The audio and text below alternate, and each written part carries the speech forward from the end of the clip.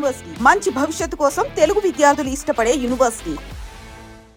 అంటే మీ ఉద్దేశంలో సినిమా ఎలా ఉంటే ఆడియన్స్ని ఆకట్టుకుంటుంది? మీకు ఒకటి ఉంటుంది కదా ఒక ఐడియాలజీ. అంటే నేను రియలైజ్ అయింది, అంటే ఇప్పుడు ఎవ్రీడే ఈజ్ లెర్నింగ్ అంటారు కదా. ఆఫ్టర్ పడి తర్వాత దాకా నాకు అర్థమైంది ఏంటంటే, ఏదైనా సరే నిజాయితీగా చెప్తే నమ్ముతారండి. ఫస్ట్ డైరెక్టర్ నమ్మాలి నిజాయితీగా. అది ఏ రేంజ్ సినిమా అయినా పర్వాలేదు, ఎలాంటి కథ అయినా పర్లేదు, కానీ ఫస్ట్ డైరెక్టర్ కనుక 100% నమ్మితే నిజాయితీగా దాన్ని కన్విక్షన్ అంటాం దాన్ని మనం, అది ఆటోమేటిక్గా ట్రాన్స్లేట్ అయిపోతుంది స్క్రీన్ మీదకి. దాన్ని ఎవరు ఆపలేరు. Okay, conviction is more important. అది ఉన్నప్పుడు ఏదైనా ట్రాన్స్లేట్ అవుతుంది. 100% జనాలకు కమ్యూనికేట్ అయ్యేది అదొకటే భాష. కన్విక్షన్ ఈజ్ ఓన్లీ డైరెక్టర్ కన్విక్షనే జనాలకు అర్థమయ్యేది. అది ఏ కథ అయినా పర్లేదు, అది ఏ కథ అయినా సరే ఆ కథ బాగుండాలి. ఓకే, కథ 100% బాగుండాలి. ఆ బాగున్న కథని కన్విక్షన్తో తీయాలి. ఇప్పుడు మంచి కథలు ఫెయిల్ అయిపోతాయి ఒక్కొక్కసారి. అవును, ఆ కన్విక్షన్తో తీస్తే డెఫినెట్గా నేను ఆ నిజాయితీ ఉంటే నమ్ముతారు జనాలు అన్నది నాకు అర్థమైంది. So I'm trying to explore humanity. Okay, అటు వెళ్తున్నాను నేను. అంటే ఇప్పుడు అదే నేను అన్నది, ఇప్పుడు రాఘవేంద్ర గారు అంతా ఎంటర్టైన్మెంట్ ఫిల్మ్స్ తీసాడు. జానర్ రిస్ట్రిక్టెడ్ పర్సన్ అండి. నాకు హారర్ తప్పితే ఏదైనా నాకు ఓకే, నేను చేయగలను. నాకు మోర్ ఇంట్రెస్ట్ ఏంటంటే యాక్షన్ నాకు చాలా ఇష్టం, హ్యూమన్ ఎమోషన్స్ చాలా ఇష్టం, థ్రిల్లర్ ఇష్టం, క్రైమ్ ఇష్టం. ఇవి నాకు ఇష్టమైన జోనర్స్ ఇవి. మరి అటుపక్క మీ చెప్తున్నాను కదా, అంటే ఇప్పుడు ఒక డైరెక్షన్లో ఒక దగ్గర మొదలు పెట్టేసిన తర్వాత ఆ దారి రూట్ తీసుకుంటే అది ఇప్పుడు హైదరాబాద్ వెళ్ళాల్సిన విజయవాడ తీసుకున్నాను అనుకోండి రూట్, విజయవాడ వెళ్తాం కానీ ఆ దారిలో విజయవాడ వెళ్ళిన తర్వాత రీచ్ అయ్యి అక్కడికి మళ్ళీ ఏదో ట్రైనో బస్సో పట్టుకుని మళ్ళీ హైదరాబాద్ రావాలి, అంతే కదా. సో అలా నేను ఈ లవ్ స్టోరీ జర్నీ ఎక్కడైతే మొదలు పెట్టానో అలా వచ్చిన ఏదో ఒక దగ్గర నేను దాన్ని తీసుకెళ్ళగలగాలి రైట్ ట్రాక్లో.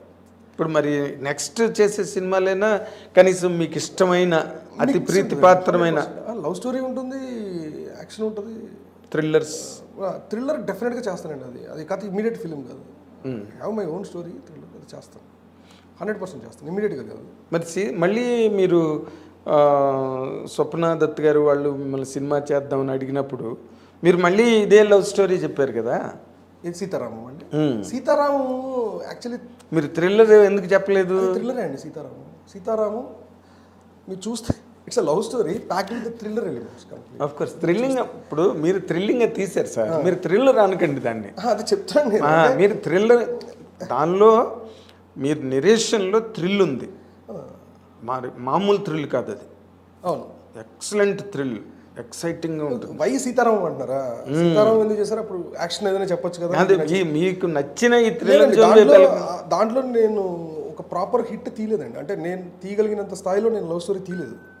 అందాల Rakshasi as a maker I'm very much happy. Krishnagadi Veeraprema కాదు, అది కూడా మిక్స్ ఆఫ్ థింగ్స్. బేసిక్గా లవ్ స్టోరీ ఉంటుంది, థ్రిల్లర్, నైట్ సీక్వెన్సెస్ అవన్నీ చాలా థ్రిల్లింగ్ ఉంటాయి, అవి ఉంటాయి. బట్ ఒక 100% లవ్ స్టోరీని నేను ఎక్స్పోజ్ చేయలేదు స్క్రీన్ మీద ప్రాపర్గా. అది చేసిన తర్వాతే నేను మారాలి, కానీ దాని మధ్యలో వదిలేసి వెళ్ళిపోతే నాకు పూర్తి సాటిస్ఫాక్షన్ ఉంటుంది కదా. అంటే వీడికి ఇది రాదురా అందుకు వదిలేసాడని అనిపించుకోకుండా. అది కాదండి, అది కూడా కాదు. అంటే నాకే ఎవరో అనుకుంటారు అన్నది ఎప్పుడు నేను పట్టించుకోలేదు. ఎవరో ఏదో అనుకుంటారని నేను ఏది చేయలేదు ఇప్పటి వరకు. అదేలే, అలా అయితే అసలు మీరు ఇండస్ట్రీకి వచ్చేవాడిని కాదు. అమ్మ మాట్లాడకపోతే అప్పుడే వెళ్ళిపోయారు. సో సీతారామం ఎందుకంటే అది వెరీ స్పెషల్ ఫిల్మ్ అండి. అది ఆ కథే చాలా అద్భుతమైన కథ. దాంట్లో యాక్చువల్లీ చూస్తే లవ్ స్టోరీ ఒకటే కాదు, దాంట్లో లవ్ స్టోరీ ఉంది కానీ అందరికీ ఉంటుంది లవ్ స్టోరీ. దాంట్లో ఓన్లీ రామ్ సీతే కాదు, మీరు చూస్తే it's a beautiful love in terms of friendship between ఒక పాకిస్తాన్ మేజర్కి ఒక ఇండియన్ లెఫ్టినెంట్కి. దాంట్లో ఉన్న ఇద్దరి మధ్యలో అసలు వాళ్ళిద్దరికి చిన్నప్పటి నుంచి కలిసి చదువుకోలేదు, కలిసి పెరగలేదు. ఎలా వీళ్ళిద్దరు కలిసారు, ఇట్స్ గ్రేట్ ఫీలింగ్. అది ఇటు సైడ్ చూస్తే అసలు ప్రతి క్యారెక్టర్లో అది ఉంటుంది. మీరు దాంట్లో చూస్తే మీరు చెప్తుంటే అది నేను 3 సార్లు చూశానండి సీత. ఒకసారి పాటల కోసం, ముందు ఒకసారి సినిమా కోసం చూసా, నెక్స్ట్ బాగా అర్థం చేసుకోవడం కోసం ఇంకోసారి చూసా, ఫ్రెండ్స్తో వెళ్ళా. మూడోసారి పాటలతో దాన్ని బాగా చూద్దాం, ఎంజాయ్ చేద్దాం అనుకుని మూడోసారి వెళ్ళా. వెరీ రేర్ ఫిల్మ్స్ నేను అలాగ వెళ్ళినవి, చాలా ఎన్గ్రాసింగ్గా ఉంటుందండి. ఈ సినిమా కథని మీరు చాలా ఇంటర్వ్యూలో చెప్పారండి. నేను I don't want to touch that part. అంటే దుల్కర్ సల్మాన్కి 4 గంటలు చెప్పడం, అతనికి తెలుగు రాదు, ఇంగ్లీష్ రాదు, మీరు అటు ఇటు కింద మీద పడి చెప్పడం, స్వప్న దత్ మీకు 4 మిస్డ్ కాల్స్ ఉండడం, ఇదంతా ఈ స్టోరీ అంతా తెలుసు నాకు. ఒక పాయింట్ ఏంటంటే ఇప్పుడు మీరు అందాల రాక్షసి తీశారు, పడి పడి లేచి మనసు తీశారు, love stories. Sitaramam masterpiece, landmark, milestone. మీకే కాదు, అవును, సంస్థకు కూడా. వాళ్ళు చాలా గర్వంగా చెప్పుకునే సినిమా హిట్స్లో సీతారామ ఒకటి. ఇది కథ ఫైనల్ షేప్కి రావడంలో మీరు స్వప్న దత్ ఆర్ దత్ గారు వాళ్ళకి ఎంత షేర్ ఇస్తారు, మీరు ఎంత షేర్ తీసుకుంటారు సార్? అంటే ఇట్స్ మ్యూచువల్ అండి. ఇప్పుడు ఎట్లా అంటే and you because you're bold person అడిగాను, అందుకే చెప్తున్నాను, దాంట్లో దాచడానికి ఏం లేదు. అదే ఇప్పుడు ప్రశ్న లేకుండా సమాధానం లేదండి భూమి మీద. అవునండి. ఒక ప్రశ్న అనేది లేకుండా మనం ఇంత ఎవాల్వ్ అయ్యేవాళ్ళమే కాదు. ఒక క్వశ్చన్ లేకుండా మనం ఎవాల్వ్. అవును సార్. అది కథ అవ్వండి, లైఫ్ అవనివ్వండి, ఇంకోటి అవనివ్వండి, ఏదైనా సరే. నేను కథ రాయొచ్చు, 200 పేజీలు కథ రాసేయచ్చు, నాకు అత్యద్భుతంగా నచ్చేయచ్చు. ఆ కథ చదివినప్పుడు మీకు కొన్ని ప్రశ్నలు వస్తాయి మీ మైండ్లో, కొంత అర్థం కాదు దాంట్లో, ఏదో బిట్వీన్ లైన్స్ నేను చదువుతాను, మీరు చదవలేరు. ఎందుకంటే బిట్వీన్ లైన్స్ నేను ఫీల్ అయిపోతున్నా లోపల, ఎందుకంటే నాకు తెలుసు కాబట్టి. మీరు చూస్తుంటారు, నేను చూస్తాను అది. వాళ్ళ జీవితాలు నాకు తెలుసు, రాము సీత ఎలా ఉన్నారు, వాళ్ళు ఎలా కలిసారు, వాళ్ళు ఏంటి అనేది నేను స్క్రీన్ మీద పుస్తకంలో లేని లైన్స్ కూడా నాకు తెలుసు. సో నేనేమనుకుంటానంటే టేక్ ఇట్ ఫర్ గ్రాంటెడ్, అది ట్రాన్స్లేట్ అయిపోయింది అనుకుంటా. అది మీరు చదువుతున్నప్పుడు అరే ఇదేంటిది సీన్ నుంచి ఇక్కడికి వచ్చినప్పుడు వీళ్ళు ఎలా అంటే అది ఉంది కదా అని నేను అనుకుంటున్నాను. అది ట్రాన్స్లేట్ అవ్వాలి కదా, దీంట్లో అవ్వలేదు. ఇలా ఇది ఏంటి అన్న ప్రశ్న ఎప్పుడైతే వస్తుందో దానికి సమాధానం వెతికే ప్రాసెస్లో ఏదైనా బాగుపడుతుందండి. అది కథ అవనివ్వండి, జీవితం అవనివ్వండి, ఏదైనా బాగుపడుతుంది. ఆ ప్రశ్న అడగాలి అంటే ఫస్ట్ దాన్ని అర్థం చేసుకునే స్థాయి అండి ఆ కథని. అర్థమైందా? అలా అర్థం చేసుకున్న వ్యక్తి ఎవరు అడిగినా సరే, అది ఎవరైనా అవ్వచ్చు, అలా దాని ఆత్మను అర్థం చేసుకున్న వ్యక్తి, దాని భావాన్ని అర్థం చేసుకున్న వ్యక్తి ఎవరైతే ఒక ప్రశ్న అడుగుతారో ఆ ప్రశ్నకి సమాధానం వెతకటం ఎవరిదైనా బాధ్యత. అది డైరెక్టర్ అవనివ్వండి, ఇంకోటి అవనివ్వండి, దేవుడు అవనివ్వండి, ఎవరైనా సరే ఆ ప్రశ్నకి సమాధానం వెతకాల్సిందే, చెప్పాల్సిందే, ఆ ప్రాసెస్లో చేయాల్సిందే. అండ్ దత్ గారు అడిగినవి కొన్ని, ప్రియాంక అడిగేవి కొన్ని, సమర్ అడిగేవి కొన్ని, సమర్ అని ఇంకొక అబ్బాయి ఉన్నాడు, రాజ్ కుమార్ అడిగేవి కొన్ని, అలా నా ఫ్రెండ్స్ అడిగేవి కొన్ని. అర్థమైంది? నేను అందరికీ ఇచ్చాను స్క్రిప్ట్ చదవమని. సో మీరు ఆ సమాధానాలు ఏంటి ఎవరికి దాంట్లో కామన్ ఉంటాయి, కొన్ని అవసరం లేదనిపిస్తాయి. ఇప్పుడు అన్ని ప్రశ్నలకి సమాధానం చెప్పుకుంటే మరీ అరటిపండులు పెట్టినట్టు ఉండకూడదు సినిమా. సమాధానం చెప్పకపోయినా సమాధానం చెప్పడం అంటే కథలో సమాధానం చెప్పడం, వాళ్ళకి నేను మాట్లాడుతున్న కథ గురించే. ఆ ప్రశ్నలకి సమాధానం అంటే ఇప్పుడు ఆడియన్ అడుగుతున్నట్టు అది, అంతే కదా. దానికి ఆన్సర్ దీంట్లో ఉందా లేదా, ఉంది అని నేను లేని సమాధానం దాంట్లో లేదనుకోండి, ఉంది అని నేను ఎవరిని మభ్య పెట్టాలి, వీళ్ళని పెట్టలేను, నేను పెట్టవలసిన అవసరం పెడితే ఏమవుతుంది, జనాలకు కూడా అర్థం కాదు, దెబ్బైపోతుంది. ఎగ్జాక్ట్లీ ఉందా లేదా సమాధానం ఉంటే అది నిజంగా సమాధానం చెప్పాల్సిన ప్రశ్న అయితే ఆ సమాధానం ఉందా లేదా, లేదంటే ఆ సమాధానం అవసరం లేదు అని చెప్పి అదే నేనేది. ఈ తర్కం ఎప్పుడైతే వస్తుందో అది బాగుపడుతుంది. ఇది నా ఫ్రెండ్స్ నాకు 100 ప్రశ్నలు అడిగారు అదే చదువుతూ, అట్లా ఎవాల్వ్ అయిపోతుందండి కదా. సో అది తప్పు జరగదు. అది అలా చిన్న ఎంత బ్యూటిఫుల్గా టర్న్ అయినాయి కొన్ని అయితే. సో వాళ్ళు స్వప్న దత్ గారు కానీ ప్రియాంక దత్ గారు వాళ్ళ క్వశ్చన్లు మిమ్మల్ని తరచి అడగడం. స్వప్న దత్ గారు అనే కాదండి, అది అంటుంది నేను. అఫ్కోర్స్ భరత్ ఉన్నాడు దీంట్లో. భరత్ అంటే మన డియర్ కామ్రేడ్ డైరెక్టర్, బాగా క్లోజ్ నాకు. తన ప్రశ్నలు ఉన్నాయి కొన్ని, తన వల్ల కొంత ఇదైంది, ఇంప్రూవ్ అయింది. రాజ్ కుమార్ ఉన్నాడు, సమర్ ఉన్నాడు, సుధీర్ ఉన్నాడు, ఇలా బోల్డ్ ఉన్నారండి. నా చుట్టుపక్కల చాలా మంది ఉన్నారు, అందరూ డైరెక్టర్లే ఆల్మోస్ట్. అఫ్కోర్స్ చేశారు, సినిమాలు చేసిన వాళ్ళే ఉన్నారు, రైటర్స్ ఉన్నారు. మా అన్నయ్య చెప్తాడు కొన్ని. ఓకే. స్వప్న నిరంతరం తినేస్తుంది ఫస్ట్. తను ఫైనల్గా బాండ్ స్క్రిప్ట్ చదివి అక్కడ షిరిడీకి వెళ్ళి అయినట్టుంది. ఫైనల్ ఇక ఒక 1 monthలో స్టార్ట్ చేస్తాం అనగా full dialogue draft, final draft అందరికీ పంపించాను. తనకి టైం లేదు, అప్పుడు ఏదో ప్రాజెక్ట్కి దీంట్లో బిజీగా ఉంది. అందరు చదివారు, తను ఎప్పుడు అప్పుడు చదివినట్టు షిరిడీ చదివినట్టు ఏడుస్తా ఫోన్ చేశాను నాకు, అదిరిపోయింది. So that's the best moment. నాకు తెలుసండి సీతారామం డెఫినెట్గా it's gonna be something else. They also have been very confident అండి. దత్ గారు నాకు Day 1 ఎంత కాన్ఫిడెన్స్ ఉందో ఎండ్ ఆఫ్ ద డే కూడా అదే కాన్ఫిడెన్స్ ఉంది ఆ ఫిల్మ్ మీద. ఏదో అది కరోనాలో స్ట్రక్ అయిపోయి దగ్గర అంత స్ట్రగుల్ మధ్యలో కూడా నాకు అసలు ఒక్క రోజు కూడా నాకు దాని మీద నమ్మకం సడన్గా. సేమ్ Day 1 ఎంత ఉందో ఎండ్ ఆఫ్ ద డే. బేసిక్గా మీరు ఈ సినిమా మేకింగ్లో ఫేస్ చేసిన మెయిన్ ఛాలెంజ్ ఏంటండి? వెదర్ అండి. వెదర్. కరోనా కంటే వెదర్. ఓకే. కరోనా కూడా నాకేం పెద్ద ప్రాబ్లం లేదు కానీ అంటే కాదు, handling that script it is not a general script. ఏదో మీరు ఏదో జస్ట్ లైక్ దట్ హ్యాండిల్ చేసే స్క్రిప్ట్ కాదు అది. వెదరే అండి, మిగతాదంతా అసలు నాకు అసలు పెద్ద ప్రాబ్లం కాదు అసలు. Okay, I'm very good with craft. అంటే కొత్త అమ్మాయితో ప్రాబ్లం నేను ఫస్ట్ టైం చేసిందే కొత్త అవుతుంది గుడ్ విత్ ఇట్, అది ప్రాబ్లం కదండి అసలు. కొత్త అని మనం అంటే మన అందాల రాక్షసి చెప్పిన సలహాలు కొన్ని, లై ద్వారా నేర్చుకున్న పాఠాలు కొన్ని, పడి లేచే మనసులో జరిగిన తప్పుల ద్వారా కొన్ని, ఇవన్నీ సీతారామంకి హెల్ప్ అయ్యి ఉంటాయి కదా. 100% అండి. అదే నేను ఆ తప్పులు మనం సరెండర్ అవ్వకపోతే సమాధానం దొరకదంటున్నాను నేను. అదే మనం బాగుపడం, అక్కడే అయిపోతాం. రైట్. అది తర్వాత ఇప్పుడు ఈ సినిమాలోని ఇన్ జనరల్గా దత్ గారికి మంచి మ్యూజికల్ సెన్స్ ఉంది. ఆయన పెద్ద హీరోలతో కూడా గొడవ పెట్టుకుని నాకు ఈ పాటే కావాలి అని చెప్పి భీష్మించుకుని ఇలాంటి సందర్భాలు చాలా జరిగాయి చరిత్రలో.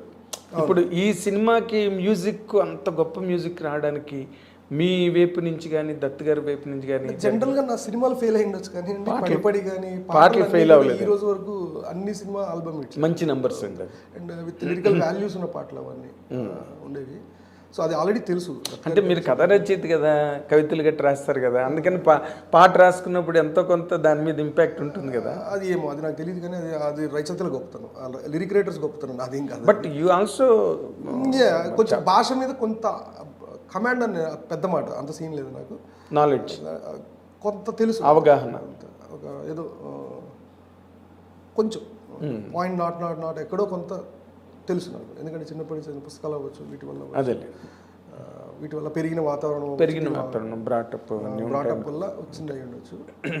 సో మ్యూజికల్గా అంటే అది పెద్ద అంత ఇబ్బంది ఏం కాలేదండి అసలు. ఎందుకంటే దత్ గారు డెఫినెట్గా ఈజ్ లెజెండ్, చాలా చాలా బ్యూటిఫుల్ ఐడియాస్ తనని. అవునా? సో డెఫినెట్గా ఇట్స్ అంత కొలాబరేషన్ అండి. ఇది ఏదో ఒక్కటి పట్టుకెళ్ళిపోయేది కాదు ఇది. ఎగ్జాక్ట్లీ. నన్ను ఇప్పుడు వర్క్ ఒక సినిమా హిట్ అయిందంటే దానికి అందరి తాలూకా 100% ఉంటుంది. అయితే అక్కడ వాళ్ళు సినిమా సక్సెస్ అయింది కాబట్టి గర్వంగా ఉంటుంది.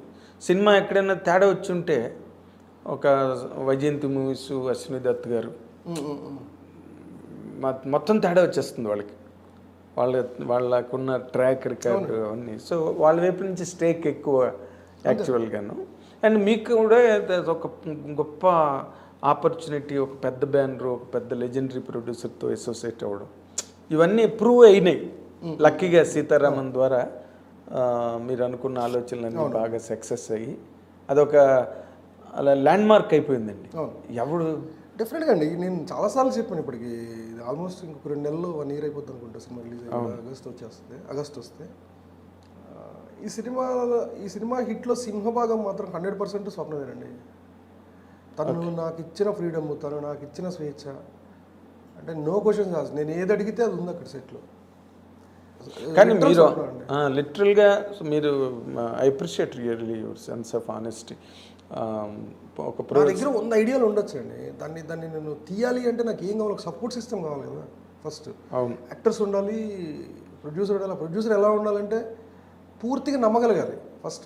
నా ట్రాక్ రికార్డ్ నేను బ్లాక్ బస్టర్ తీసి రాలేదు కదా, but still she believes me from అందాల రాక్షసి. ఇప్పుడు కాదు, అందాల రాక్షసి నుంచి చాలాసార్లు మాట్లాడుకున్న సినిమా చేయాలని. ఓకే, బట్ అది ఫైనల్గా ఆఫ్టర్ పడి అది తగిలింది, అది అప్పుడు కుదిరింది.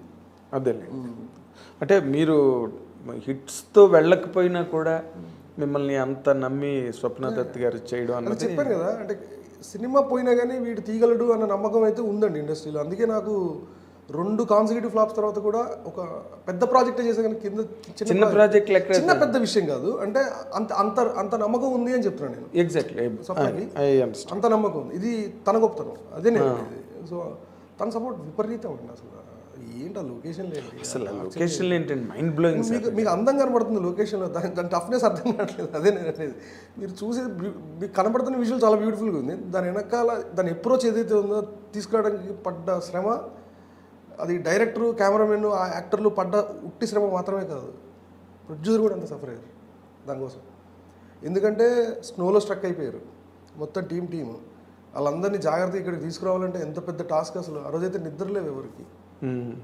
సో అది చాలా, అందుకే చెప్తాను. మీరు చెప్పింది కరెక్ట్. చూడడానికి అందంగా ఉంటుంది కానీ దాని వెనక భయంకరమైన కష్టాలు. కష్టం అంటే మళ్ళీ పెద్ద మాట. అది కష్టం అంటే కష్టపడాలి. ఆ కష్టం పడకపోతే అది ఏది జరగదు, వచ్చిందే దానికోసం ఇక్కడికి. దాని అదే చెప్తున్నాను నేను, దాన్ని వీటిల్లో పెట్టి చూడక్కర్లేదు, చూడక్కర్లేదు. కష్టం అనేది చాలా సింపుల్ విషయం, కానీ పడాలి, వేరే దారి లేదు దానికి. బట్ ప్రొడ్యూసర్ సపోర్ట్ లేకపోతే మాత్రం డెఫినెట్లీ సీతారామం కష్టం అండి, 100% కష్టం. Support in terms of what ever, అది డబ్బు అవ్వచ్చు, మానసిక స్థైర్యం అవ్వచ్చు, ఆయన దగ్గర ఒక చిన్న ప్యాట్ కావచ్చు, ఏదైనా కావచ్చు, ఏ సందర్భం అయినా సరే. అవును, సో అన్ని సందర్భాల్లో స్వప్నం ఉన్నది. ఎగ్జాక్ట్లీ. ఫోన్ కాల్ డిస్టెన్స్ అంతే, ఫోన్ కాల్ డిస్టెన్స్ అంతే, ఎంత పెద్ద ప్రాబ్లం అయినా సరే. ఓకే. సో దానివల్ల చాలా ఈజీ అయింది, అందుకే నేను చాలా ఇష్టం స్వప్నం. తర్వాత ఇప్పుడు మీరు పదే పదే చెప్తుంటారు జూనియర్ ఎన్టీఆర్ ఒక సునామీ, జూనియర్ ఎన్టీఆర్ ఒక ఇది అని. మీరు ఇప్పటివరకు ఆయనతో సినిమా చేయకపోవడం ఏంటండి? చాలా విచిత్రమైన విషయం. కథ కుదరాలి, అన్ని కుదరాలి కదండి. నాకు చాలా ఇష్టం, నేను కలుస్తాను అప్పుడప్పుడు. అంటే మీరు తన కథ ఊహించలేకపోయారా, లేకపోతే మీరు ఏదైనా కథ చెప్తే ఇంకా తను నాడ్ అంటే యాక్సెప్టెన్స్ ఇవ్వలేదా? లేదు, కథ ఏం చెప్పలేదండి, చెప్పలే అసలు. కలిసాను నేను 2-3 సార్లు కలిసాను, కానీ కథలు దాకా చూడాలి. ఆయన చాలా బిజీగా ఉన్నారు కదా ఇప్పుడు. ఎప్పట్లోగా ఉండొచ్చు సార్ మీ ఇద్దరి మధ్య? తెలియదండి, అభిమానులు చాలా మంది, నన్ను జూనియర్ ఎన్టీఆర్ అభిమానులు చాలా మంది అడిగారు, అది మీకు నేను చెప్పేది. అదే అన్నగారు స్టేట్మెంట్లు ఇస్తాడు, కానీ మా హీరో కథ చెప్పండి ఎప్పుడు వచ్చాను. That more happened after Sitaramam వచ్చిన తర్వాత ఆ ఇన్క్విజిటివ్నెస్ ఎక్కువైంది జూనియర్ ఎన్టీఆర్ అభిమానుల్లో. ఎందుకంటే ఇంకొక డైరెక్టరు, ఒక క్యాలిబర్ ఉన్న డైరెక్టర్, మీకు క్యాలిబర్ ఉన్నదని ముందు నుంచి అందరూ నమ్మినా ఒక సినిమా హిట్ అంత ల్యాండ్ మార్క్ వచ్చిన తర్వాత మీ గ్రాఫ్ పెరిగిపోయిందండి ఇండస్ట్రీలో. ఎలాంటి కథ అయితే మీకు జూనియర్ ఎన్టీఆర్ బాగుంటుందని మీకు అనిపిస్తుంది సార్? ఏమో సార్, అలాంటి ఆలోచన అంటే ఇలాంటిది అన్నది ఏం లేదు. ఆయన ఇలాంటిది అని అనుకోవడానికి ఆయన చిన్న యాక్టర్ అండి. అంటే ఆయన స్థాయి as an actor is completely different. As an actor I'm saying, స్థాయి అనేది ఫిజికాలిటీ, స్టార్డమ్, వీటి గురించి కాదు. సో ఎలాంటి కథ అంటే ఆయన ఏ కథ అయినా చేయగలిగిన యాక్టర్ బేసిక్గా. అంటే దాన్ని ఏమంటారు, water is like a water. అదే పాత్ర ఎందులో అయినా ఏదైనా ఆయన చేయగలరు. ఆయన చేయలేని పాత్ర అంటే ఏముంది, ఆయన చేయలేని కథ ఏంటి అసలు? ఆయన చేయలేని కథ అంటూ ఏది లేదు, ఆయన ఏ కథ అయినా చేయగలరు. అవును, అతనికి కెపాసిటీ ఉంది. యాక్టర్. కానీ మీకు ఒక డైరెక్టర్గా మీకు నచ్చిన హీరోని జూనియర్ ఎన్టీఆర్ది కథ అయితే బ్రహ్మాండంగా ఉంటుంది, క్యారెక్టర్ ఇలాంటిది చేస్తే ఇప్పటి వరకు ఇన్ని సినిమాలు చేశాడు, ఇలా ఎక్స్పెరిమెంట్ చేస్తే బాగుంటుంది అని ఎక్కడో మనకు తెలియకుండా కూడా ఒక్కొక్కసారి ఐడియా వస్తుంది సార్. ఇష్టం ఉన్న దాని మీద అయితే, ఇష్టం లేకపోతే మైండే పనిచేయదు దాని మీద. అలాగే ఇప్పుడు ఏమనిపించలేదండి?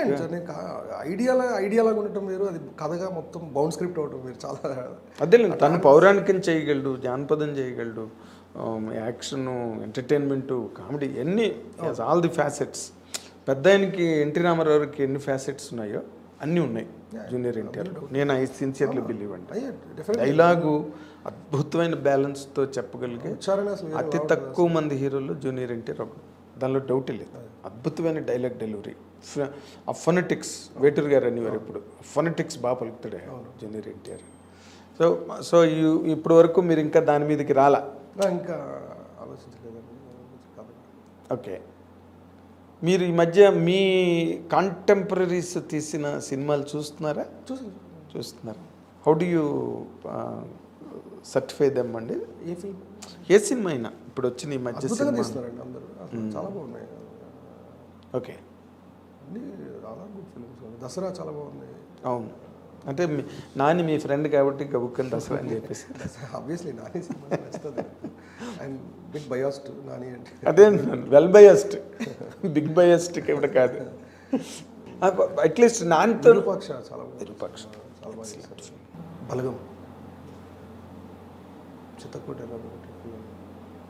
అదే చూస్తానండి నేను. అదే ఇప్పుడు నార్మల్గా ఇప్పుడు నానితో మళ్ళీ మీరు అసోసియేట్ అవ్వడం అన్నది చేస్తున్నానండి. అంటే కొంచెం టైం పడుతుంది అంతే. ఇప్పుడు మైత్రి మూవీస్ ఆల్రెడీ కథ ఒక ఐడియా ఉండింది. ఇప్పుడు ప్రెసెంట్ షేర్ చేసుకున్నారా నానితో? నానితో నేను ఏ కథని షేర్ చేసుకుంటాను. జనరల్ చేసేది చేసుకుంటాను. నాని ఫ్రెండ్. మళ్ళీ వైజయంతి మూవీస్కి ఎప్పుడు ఉండొచ్చండి? మైత్రి అయిన తర్వాత మైత్రి చేస్తాను ఇప్పుడు. మైత్రి మూవీస్లో. మీరు సీతారామం సినిమా వచ్చిన తర్వాత మీరు ఎప్పుడైతే ఒక పెద్ద దర్శకుడిగా సినిమా పరిశ్రమలో పేరు పొందారో మిమ్మల్ని ప్రతి పెద్ద హీరోతోని ట్యాగ్ చేస్తున్నారు సినిమా ఇండస్ట్రీలో. చిరంజీవి గారు కానీ, లేకపోతే all the big heroes today మార్కెట్లో ఉన్న ఒక మహేష్ బాబు, ఒక జూనియర్ ఎన్టీఆర్, ఒక ప్రభాస్, ఒక ఇది ఒక అది రకరకాలుగా చెలవులు పలవులుగా మాట్లాడుతున్నారు. సరే, అందులో ఎవరిది మీరు చేయబోతున్నారో, ఎవరిది చేస్తారో అది మీ నోట్లోంచి వచ్చే వరకు మాకు తెలియదు. బట్ మాకు తెలిసినంత వరకు చిన్న ఉప్పు ప్రభాస్కి మీరు కథ చెప్పారు అన్నది ఒక్క పాయింట్ మాత్రం మేము విన్నాం. అది ఎంతవరకు నిజమో మాకు తెలియదు. కానీ ఆదిపురుష్ వస్తుంది సినిమా. ఆదిపురుష్ మీద మీ తాలూకా ఒపీనియన్ ఏంటి? ఆదిపురుష్ ట్రైలరు మొన్న ప్రీ రిలీజ్ ఈవెంట్ జరిగింది. మీరు how do you react to that అండి? నాకు ఒక స్ట్రాంగ్ ఫీలింగ్ ఏంటంటే అండి, ఇప్పుడు జనరేషన్కి యాక్చువల్గా రామాయణం ఎలా ఉంటుంది, ఏంటి, రాముడు ఏంటి అనేది ఏమీ తెలియదండి వీళ్ళకి. అంటే అసలు రాముడు స్టోరీ తెలియదు. రామాయణం అనేసరికల్లా అయోధ్యలో దశరథుడి కొడుకు రాముడు సీతని పెళ్లి చేసుకున్నాడు. తర్వాత తండ్రి మాట జవదాటని రాముడు వనవాసానికి వాల్యూ ఇచ్చి అడవికి వెళ్ళాడు.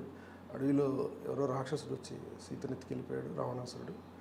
తన్ని తెచ్చుకునే ప్రాసెస్లో సీతని మళ్ళీ సీతాదేవిని వెనక్కి తీసుకొచ్చే ప్రాసెస్లో హనుమంతుడు తను వాళ్ళిద్దరి అయోధ్య కుదిరింది, అపరభక్తుడయ్యాడు. వీళ్ళ సాయంతో రావణాసురుడిని చంపేసి సీతను తీసుకొచ్చాడు. ఇది కథ జనరల్గా. ఇది అంటే మన దీన్ని సినిమా మీద అంటే రామాయణం అందరూ చదివి ఉంటారని నేను అనుకోనండి. మనకు తెలిసినప్పుడు సామాజిక మాధ్యమాల్లో కానీ జనాలకు కానీ తెలిసింది ఏంటంటే రామాయణం మన సినిమాలు చూసినవే. అంతే నాకు తెలిసి పుస్తకం తీసి రామాయణం చదివే జనరేషన్ అయితే ఇప్పుడు లేదన్న ఫీలింగ్. వాళ్ళంతా చాలా పెద్దవాళ్ళు, ఇప్పుడు తాతలు చదివి ఉంటారు, అంతే ఆ జనరేషన్ చదివి ఉంటారు. సో మనకి రామారావు గారు తీసిన రామాయణం తెలుసు, ఆ నాలెడ్జ్తో రామాయణం మాట్లాడతాం. మన ఇప్పుడున్న ఎవరైనా చాలా నార్మల్గా మాట్లాడుకుంటే. ఇప్పుడు జనరేషన్కి నాకు తెలిసి ఈ ఆదిపురుషే రామాయణం అవుతుందండి 100%. ఎందుకంటే ఎవరు చెప్పలేదు కదా మెయిన్ స్ట్రీమ్లో ఇప్పుడు దాకా ప్రాపర్గా. అవును, అటు అంత పర్సన్, అంత ఆరా ఉన్న ఒక పర్సన్ రాముడిగా ఒక కథ చెప్తున్నాడు అంటే డెఫినెట్గా ఏమవుతుందంటే ఇక్కడి నుంచి రామాయణం అనే కథ దీన్ని బేస్ చేసుకొని ఎప్పుడు ఉందండి ప్రాచుర్యం. ఈ జనరేషన్కి రీచ్లోకి వెళ్తుంది అంటే they will come to know అంతే. ఇప్పుడు ఇద్దరు కలిస్తే రాముడి గురించి ఎవరు మాట్లాడుకోరు జనరలీ. ఇప్పుడు బిఫోర్ ఆదిపురుష్ చూస్తే రామాయణం గురించి మాట్లాడుకునే ఇద్దరు ఉండరు, రాముడు హనుమంతుడు గురించి మాట్లాడుకునే ఇద్దరు కలిస్తే మాట్లాడుకోరు కదా జనరలీ. ఏం మాట్లాడతాం మనం, మన దాని ఏమంటారు, మిషన్ ఇంపాసిబుల్ ట్రైలర్ చూసేవాళ్ళు మాట్లాడతాం. ఫిల్మ్ ఇండస్ట్రీ పర్సన్స్ ఇద్దరు కలిస్తే, లేకపోతే ఇద్దరు ఫ్రెండ్స్ కలిస్తే వాళ్ళ ప్రోగ్రామ్స్ గురించి మాట్లాడుకుంటారు, ప్లాట్ఫామ్స్ గురించి మాట్లాడుకుంటారు. ఇంకా గట్టిగా మాట్లాడితే రేపు ఆదిపురుష్తో పాటు రిలీజ్ అవుతున్న ఫ్లాష్ గురించి మాట్లాడుకుంటారు. అది ఐ డోంట్ నో, నాకు తెలియదు అండి, అది ఫ్లాష్ తెలీదు. ఎలక్షన్స్ టైం వస్తే ఎలక్షన్స్ గురించి మాట్లాడుకుంటారు. ఇలా ఒక సీజనల్ డిస్కషన్ ఉంటుంది ప్రతి ఒక్కరికి. అవునండి. ఇప్పుడు ఏమైందంటే బికాస్ ఆఫ్ ఆదిపురుష్, ఇప్పుడు డిస్కషను ఆదిపురుష్ ప్రభాస్ గారి వల్ల రాముడు హనుమంతుడు దాకా వెళ్తుంది ఫస్ట్. దీనివల్ల ఏమవుతుందంటే ఒక చిన్న డిస్కషన్ ఉంటుంది, అంటే దిల్ త్రో దేర్ ఇంట్రెస్ట్. ఇది రామాయణం అనే ఒక మీడియం మీద ఫోకస్ వస్తుంది ఫస్ట్. దీని తర్వాత ఏం చేస్తారు, చూస్తారు, తర్వాత ఆర్టికల్స్ చదువుతారు, అట్లీస్ట్ ఫస్ట్ గూగుల్ చేస్తారు, ఇంకోటి చేస్తారు, ఒకటి తెలుసుకుంటారు ఫస్ట్. ఇప్పుడు ఎక్కడండి, ఇప్పుడు 18 years 19 years educational 18 years 19 years ఉన్న పిల్లలకి, వాళ్ళు చదువుతున్న స్కూలింగ్కి వాళ్ళకి రామాయణం గురించి తెలిసే అవకాశమే లేదంట. నేను ఛాన్సే లేదు. పేరెంట్స్ బిజీ, వాళ్ళు చెప్పే అవకాశం లేదు వాళ్ళకి ఎంత తెలుసో తెలియదు. ఇప్పుడు ఆ పేరెంట్స్కి ఎంత తెలుసో తెలియదు. ఇప్పుడు 18 years 20 years టీనేజ్ కుర్రాడికి ఉన్న పేరెంట్స్ బేసికలీ వాళ్ళే చాలా బిజీగా ఉన్నారు ఇప్పుడు టెక్నికల్లీ, అంతే కదా. అవును, వాళ్ళకి ఎంత తెలుసో మనకు తెలియదు, వాళ్ళు తెలిసింది ఎంత ట్రాన్స్లేట్ చేస్తారో తెలియదు. ఇప్పుడు వీళ్ళని థియేటర్కి తీసుకెళ్ళి ఒక రాముడు స్టోరీ చెప్పాలి అంటే అంతకంటే గొప్ప క్యాన్వాస్ లేదు, అంతకంటే గొప్ప పర్సనాలిటీ లేదు ప్రభాస్ గారి కంటే. సో డెఫినెట్గా ఈ మొన్న చిరంజీవి స్వామి గారు అన్నట్టు ఫోకస్ అయితే వచ్చిందండి. అంటే ఇప్పుడు దీనివల్ల ఏమవుతుందంటే ఆదిపురుష్ వల్ల ఈ ఆదిపురుష్ సినిమాగా కంటే దాన్ని దాటిన గొప్ప మేలు చేస్తుందని నా ఫీలింగ్. సూపర్, మంచి మాట. అది ఆ సినిమా డెఫినెట్గా ఎన్ని రికార్డ్స్ ఏంటి అనేది నాకు తెలియదు, ఆ లాంగ్వేజ్ నాకు తెలియదు అసలు. బట్ డెఫినెట్గా ఇది చాలా చాలా ఉపయోగకరమైన సినిమా. అందరూ చూస్తారు ఈ సినిమా, చూడండి. ఓకే, అందరూ మీకు అట్లా నా కొడుకు అడుగుతాడు సినిమా చూపిస్తాను ఫస్ట్ డే. మీరు అన్నట్టుగా హోల్ ఇండియాలో ఎవ్రీ వన్ ఒకసారైనా చూస్తారు. అది చూడాల్సిన సినిమా. ఎందుకంటే ఎవరికి తెలుసండి రామాయణం అసలు ఇవాళ రేపు ఎవరినంటే రాముడు అంటే రామాయణం అంటే ఏమై ఉంటుంది, అదే హనుమంతుడు ఉంటాడు, రాముడు. ఈ స్టేట్ ఆఫ్ మైండ్లో ఉన్నారు పిల్లలు ఇప్పుడు. ఇన్ఫర్మేషన్ ఉంటుంది వాళ్ళ కాన్వెంట్ ఎడ్యుకేషన్ వల్ల సగం స్కూల్స్లో తెలియలేదు. అవునండి, కరెక్ట్. సో దాని గురించి చెప్పేవాళ్ళు లేరు అసలు. అంటే దాని మీద తెలుసుకునే అవకాశం కూడా లేదండి. వీళ్ళందరికీ లార్డ్ ఆఫ్ ద రింగ్స్ గురించి ఇంట్రెస్ట్ ఉంటుంది కానీ లార్డ్ ఆఫ్ రింగ్స్ వీటి మీద ఇంట్రెస్ట్ ఉంటుంది కానీ బికాస్ ఆఫ్ అవతార్ గురించి లేకపోతే మార్వెల్ స్టోరీస్ అదేంటి ఆ సూపర్ మ్యాన్ ఏంటి ఈ సూపర్ మ్యాన్ ఏంటి అన్నట్టు ఉంటుంది కానీ అవును, థార్ ఏంటి వీళ్ళు ఏంటని వాళ్ళ డిస్కషన్ వాళ్ళ గురించి ఉంటుంది. ఫస్ట్ టైం ఒక సూపర్ పవర్ అంటే ఒక సుప్రీం పర్సనాలిటీ రాముడు సుప్రీం బీయింగ్ కదా, మామూలు ఇది కాదు కదా. సో ఆదర్శ పురుషుడు ఇప్పుడు మాట్లాడతారు. అదే ఇప్పుడు వీళ్ళ డిస్కషన్లోకి వస్తుందంట నేను. అది టాపిక్ అవుతుంది. సో అట్లీస్ట్ అది చాలా పెద్ద ఇదండి, బ్లెస్సింగ్ ఇన్ డిస్గైజ్. అది అసలు బీభత్సం. అది చేసే మేలు ఇప్పుడు తెలియదు. అదేలేండి, అది దాని ఏమంటారంటే బై ప్రోడక్ట్. అది మనకి అది పురుషు డెఫినెట్గా అది వేరే క్యాన్వాస్ ఉందండి సినిమా.